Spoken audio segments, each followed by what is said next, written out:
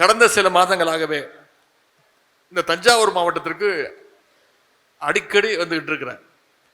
கடந்த 3 மாதங்களை பார்த்தீங்கன்னா 4 முறை இந்த தஞ்சாவூர் மாவட்டத்திற்கு நான் வருகை தந்திருக்கிறேன். அப்படியே நான் வரலைனாலும் இந்த அரசு என்னை கைது செஞ்சு அவங்களே என்னை இந்த தஞ்சாவூர் மாவட்டத்துக்கு அழைச்சிட்டு வராங்க.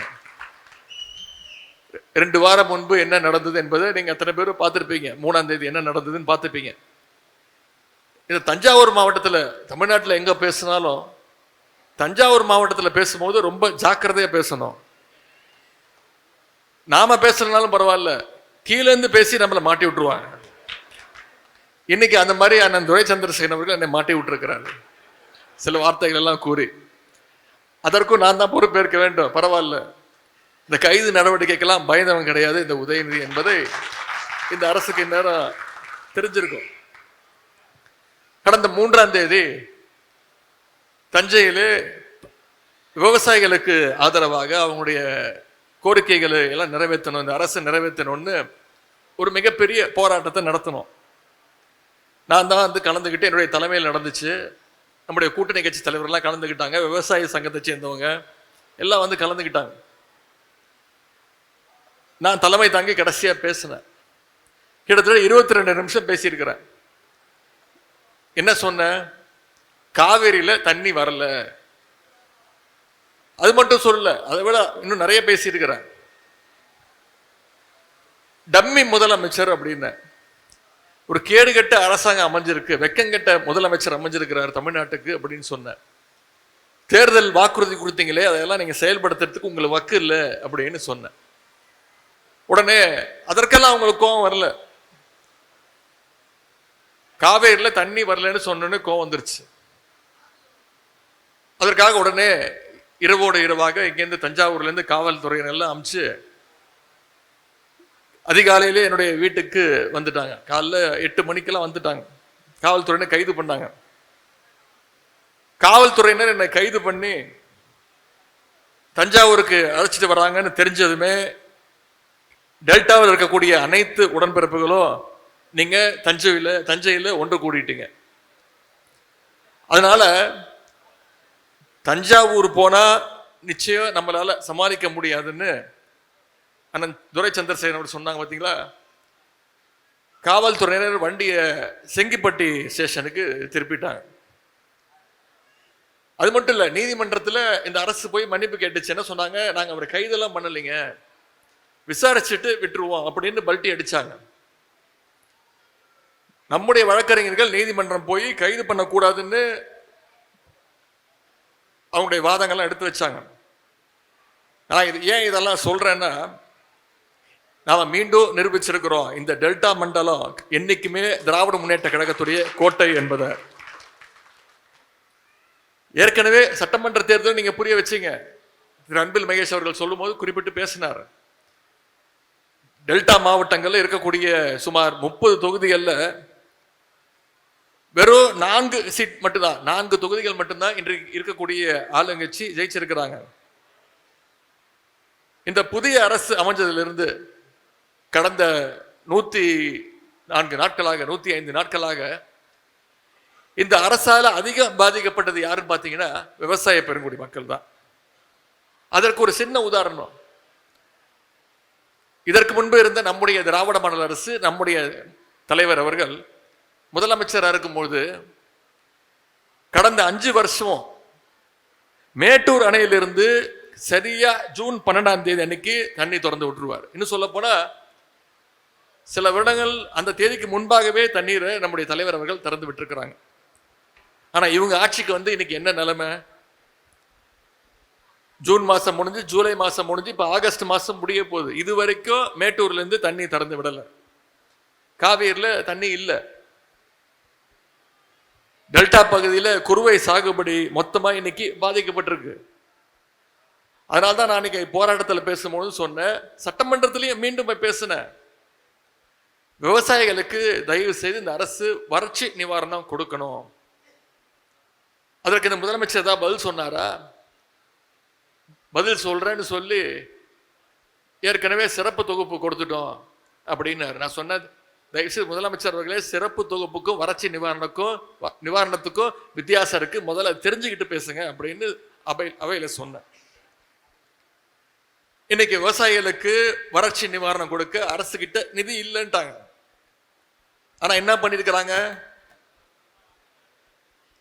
ஆளுங்கட்சி இருக்கக்கூடிய சட்டமன்ற உறுப்பினர்களுக்கு கார் வாங்கி கொடுக்கறதுக்கு இந்த அரசு முடிவு பண்ணிருக்கு. அதற்கு எங்கேருந்து வந்தது இப்போ நிதி? விவசாயிகளுக்கு தேர்தல் வாக்குறுதியில சொன்ன மாதிரி அவங்களுடைய கடன்களை எல்லாம் தள்ளுபடி செய்வதற்கு நிதி இல்லைன்னு சொல்லிட்டாரு முதலமைச்சர். ஆனா இன்னைக்கு ஆளுங்கட்சியில் இருக்கக்கூடிய சட்டமன்ற உறுப்பினர்களுக்கெல்லாம் கார் வாங்கி தரேன்னு இன்னைக்கு முதலமைச்சர் ஒரு அறிவிப்பு வெளியிடுறார். நம்முடைய தலைவர் தெளிவா சொல்லிட்டார். நான் இன்னைக்கு சபையில பதிவு செஞ்சிருக்கிறேன். திராவிட முன்னேற்ற கழக சட்டமன்ற உறுப்பினர்கள் எங்களுக்கு யாருக்கும் கார் தேவையில்லை, இந்த அரசு கொடுக்கக்கூடிய அந்த வாகனம் தேவையில்லை, முதல்ல நீங்க விவசாயிகளுடைய பிரச்சனையை தீர்த்து வைங்க அப்படின்னு சபையில சொல்லிட்டேன். அதுக்கும் சண்டைக்கு வராங்க. அது எப்படி நீங்க வேண்டாம்னு சொல்லலாம்?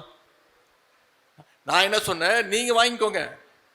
திராவிட முன்னேற்ற கழகம் எங்களுடைய தலைவர் இந்த ஸ்டாண்ட் எடுத்திருக்கிறாரு, விவசாய பிரச்சனை முதல்ல கவனம் செலுத்துங்க, அதற்கு நிதி இல்லைன்னு சொல்லிட்டீங்க, ஆட்சிக்கு வந்தோடனே கஜானாவை தொடச்சி வச்சுட்டு போயிட்டோம்னு சொல்றீங்க, தேர்தல் வாக்குறுதி எதையும் நிறைவேற்றல, மகளிர் உரிமை தொகை 2500 ரூபா கொடுக்க போறேன்னு சொன்னீங்க, அது கொடுக்கல, வருஷத்துக்கு 6 கேஸ் சிலிண்டர் கொடுப்பேன் கொடுக்கல, வேலையில்லா இளைஞர்களுக்கு மாசம் 4000 ரூபா கொடுக்குறேன்னு சொன்னீங்க, அதை கொடுக்கல, வாக்குறுதியா சொன்ன எதையும் நிறைவேற்றாம இன்னைக்கு சட்டமன்ற உறுப்பினர்களுக்கு கார் வாங்கி தரேன்னு சொல்றது திராவிட முன்னேற்ற கழகம் ஒத்துக்காது, எங்களுக்கு வேணாம் அப்படின்னு சொல்லிட்டேன்.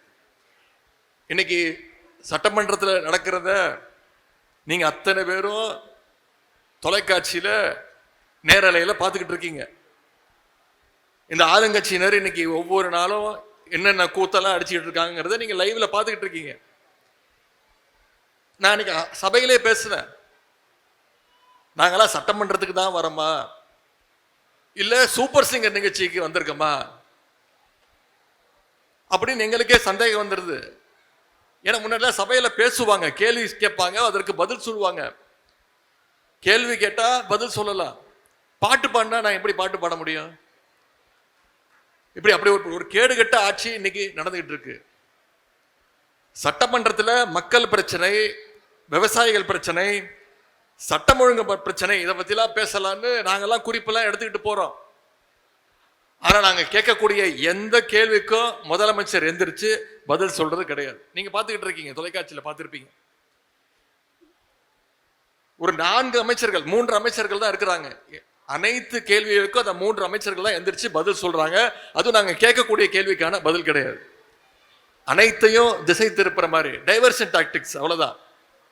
உதாரணத்திற்கு அன்னைக்கு திரு செந்தில் பாலாஜி அவர்கள் மின்சாரத்துறையில மானிய கோரிக்கையில பேசிட்டு இருக்கிறார். என்ன கேட்கிறாரு? கரண்ட் பில்லு அதிகமாயிடுச்சு, இந்த 3 மாதங்கள் அதிகமாயிடுச்சு, ரீடிங் சரியா எடுக்க மாட்டேங்கிறாங்க. இதுதான் அவர் கேட்ட கேள்வி. ஆனா அமைச்சர், சம்பந்தப்பட்ட துறையினுடைய அமைச்சர் அதற்கு பதில் சொல்ல வக்கில்லாம அந்த பிரச்சனையை திசை திருப்புற மாதிரி ஒரு பதில். இதை தொடர்ந்து இந்த அரசு செஞ்சுட்டு இருக்கு. அமைச்சர் பெருமக்கள், ஆளுங்கட்சியுடைய சட்டமன்ற உறுப்பினர்கள் மக்கள் பிரச்சனை பேசுவதற்கு வரல. அவங்களுக்கு தேவையெல்லாம் அன்னைக்கு ஒரு 4 ரீல்ஸ். இவங்க சர்க்கார் நடத்துறாங்களா இல்ல சர்க்கஸ் கம்பெனி நடத்துறாங்களான்னு கேட்கிற அளவுக்கு தான் இன்னைக்கு அரசினுடைய பர்ஃபார்மன்ஸ் இருக்கு. இதையே கொஞ்சம் ரிவைண்ட் பண்ணி பாருங்க. போன 5 வருஷம் நம்முடைய கழக தலைவர் அவர்கள் இந்தியாவிலேயே நம்பர் 1 ஸ்டேட்டாக நம்முடைய தமிழ்நாட்டை கொண்டு வந்தாங்க. 11.19% வளர்ச்சியோடு இந்தியாவில் டெவலப்பிங் ஸ்டேட்ல நம்பர் 1 ஸ்டேட்டாக தமிழ்நாடு இருந்தது. இன்னைக்கு அதை கொண்டு போய் பாதாளத்தில் தள்ளிட்டாங்க. இன்றைக்கு இந்த அரசாங்கம் ஒரு டம்மி அரசாங்கமாக தமிழ்நாட்டுடைய வளர்ச்சியை பின்னாடி இழுத்துட்டு போயிட்டு இருக்கிறாங்க, தள்ளிட்டு இருக்கிறாங்க. தமிழ்நாட்டில் நடக்கிற எந்த பிரச்சனை பற்றியும் இன்று இருக்கக்கூடிய முதலமைச்சருக்கு கவலை கிடையாது. இதையெல்லாம் இன்னைக்கு மக்கள் பார்த்து இப்பதான் உணர ஆரம்பிச்சிருக்கிறாங்க.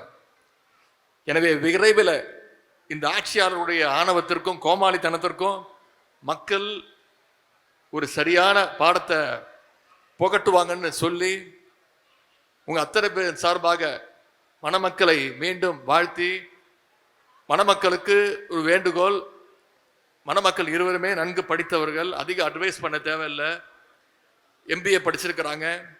அவங்களுக்கு ஒரே ஒரு வேண்டுகோள், அவங்களுக்கு பிறக்கக்கூடிய குழந்தை அது ஆண் குழந்தையாக இருந்தாலும் சரி, பெண் குழந்தையாக இருந்தாலும் சரி, அதற்கு ஒரு அழகான ஒரு தமிழ் பெயரை அவங்க சூட்ட வேண்டும் என்று கூறிக்கொண்டு, மணமக்களுக்கு மீண்டும் ஒரு முறை உங்க அத்தனை பேரின் சார்பாக என்னுடைய வாழ்த்துக்களை தெரிவித்து விடைபெறுகின்றேன். நன்றி, வணக்கம்.